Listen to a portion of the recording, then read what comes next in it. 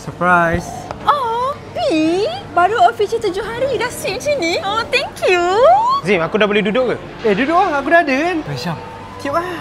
Apa? Tiup apa? Tiup apa?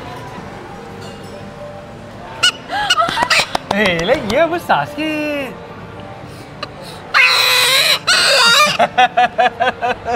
Bibi, tengok lah.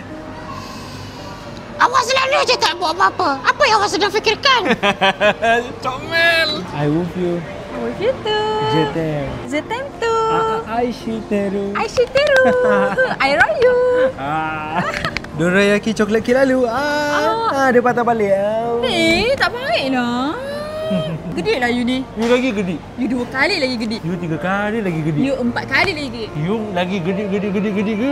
You terpaling gede. Thank you. Brain freeze sakit. Sayang, are you okay? Sakit. Sayang, okay. Kalau you sakit esok tak payah datang kerja, you ambil MC je, okay? Tapi nanti nak kawan dengan siapa kalau tak ada I? Sayang, macam mana you tahu I tak boleh hidup tanpa you? Min. Nanti balik rest, okay? Okay. Pergi toilet sekejap Orang tua-tua cakap jangan beri sangat, nanti kecewa. Asal, kau jeli. Dah lah, aku nak balik. Kau balik pun tumpang aku. Kau balik nak naik apa? Ya, I nak ukur je tapak tangan you. Besarnya tapak tangan you.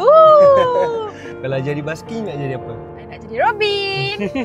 Anyway, I rasa ada gemuk lah. You nak ambil tak lemak I sikit? Boleh lah sikit. Bagi 1, 2, 1 Janganlah banyak-banyak. tak apalah. Nanti I nak gemuk siapa kurus. sayang? I sayang you. I sayang juga. I dah kurus dah ni. B, you hebat lah dress tu tangan. I sukalah. Love. Lepas ni kita nak pergi. Kalau tak tahu nak celebrate dekat mana dengan tersayang, boleh je cuba celebrate di Baskin Robin sambil menikmati Dubai Chocolate Cake, Dubai Chocolate Sundae dan macam-macam lagi.